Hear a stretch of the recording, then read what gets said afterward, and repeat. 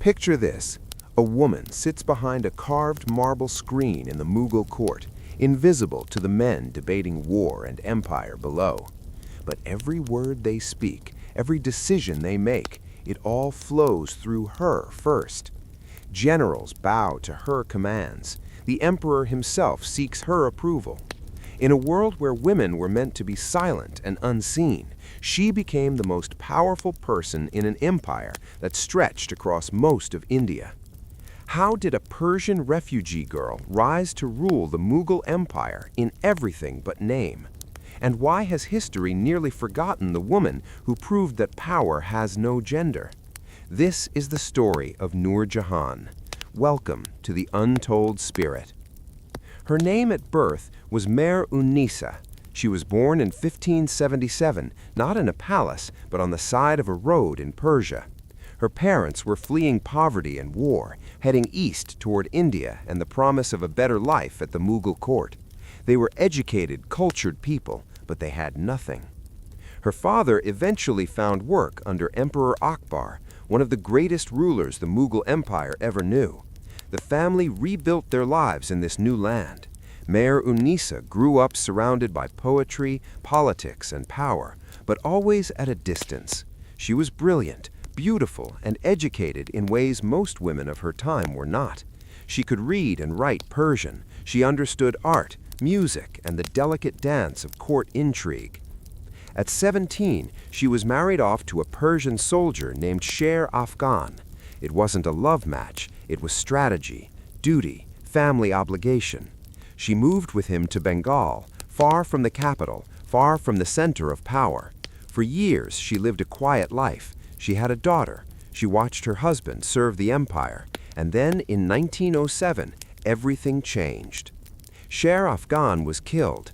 The circumstances were murky. Some say he rebelled. Others say he was set up. Either way, Mer Unisa was suddenly a widow at 30, with a young daughter and no clear future. In Mughal society, widows were expected to disappear, to live quietly, to fade. She refused. Mer Unisa returned to the Mughal court, not as a noblewoman, but as a lady-in-waiting to one of the emperor's relatives.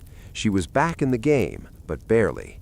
And then she caught the eye of the emperor himself, Jahangir, son of Akbar, a man known for his love of wine, art, and beauty. In 1111, Jahangir married her. She was 34, he was 42, and he gave her a new name, Nur Jahan, Light of the World. At first, it seemed like just another royal marriage, but Nur Jahan was not just another queen. She had spent decades watching, learning, waiting. She understood how power worked, and she knew that in the Mughal court, influence was everything. Jahangir was a complicated man. He was intelligent and artistic, but he struggled with addiction. He drank heavily. He relied on opium, and as the years went on, he became less and less interested in the daily grind of ruling an empire. He needed someone he could trust, someone sharp, decisive, and loyal. He found that person in Nur Jahan. Slowly, carefully, she began to take control. She didn't do it through force or drama. She did it through competence. When Jahangir was too ill or too intoxicated to make decisions, she made them. When generals needed orders, she gave them. When governors sent reports, she read them and responded. She issued royal decrees. She had coins minted with her name on them, something no Mughal empress had ever done before. But this wasn't a power grab, it was a partnership. Jahangir trusted her completely. He even said publicly that he had handed the reins of government to her, and he had no regrets.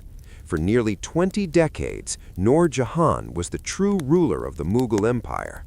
She wasn't just signing papers. She led military campaigns. She designed gardens and monuments. She supported artists and poets. She traded with European merchants and negotiated with rival kingdoms. She was a diplomat, a general, a patron of the arts, and a political mastermind all at once. But power always comes with enemies. Jahangir's sons were watching, especially one, Prince Khurram, later known as Shah Jahan, the man who would build the Taj Mahal. At first, Nur Jahan supported him. She even arranged for him to marry her niece. But as Khurram grew more ambitious, the alliance fractured.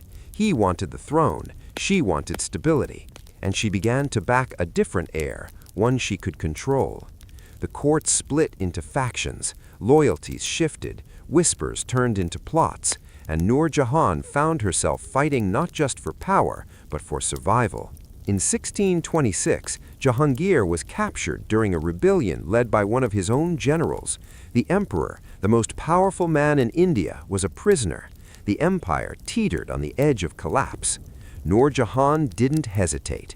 While others panicked, she took command. She raised an army, she negotiated with rebel forces, and when negotiation failed, she led her troops into battle herself.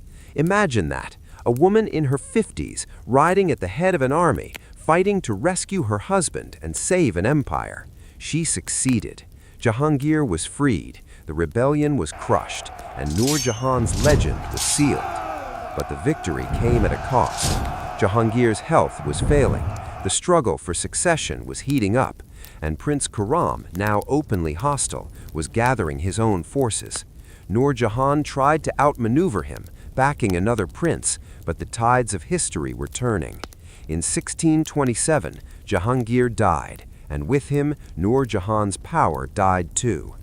Khurram seized the throne and became Shah Jahan. He didn't execute Nur Jahan. She was too respected, too beloved by the people.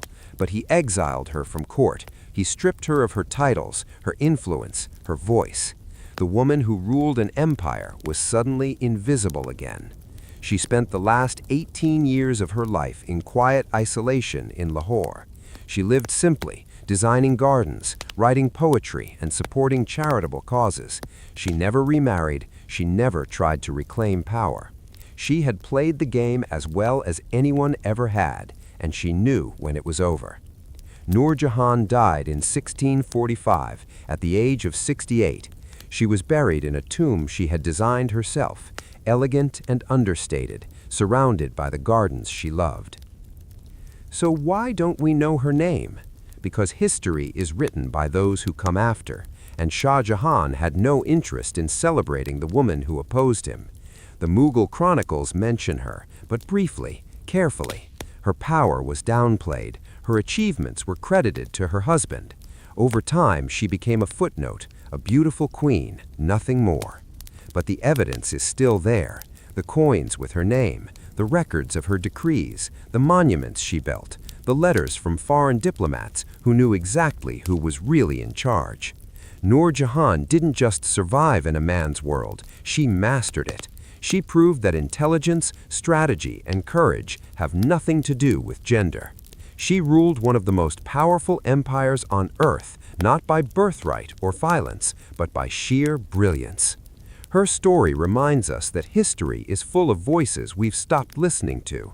People who shaped the world, but were written out of the story because they didn't fit the narrative.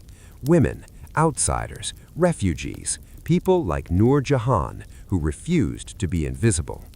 That's the untold spirit, the refusal to disappear, the quiet, relentless courage to claim your place in a world that says you don't belong.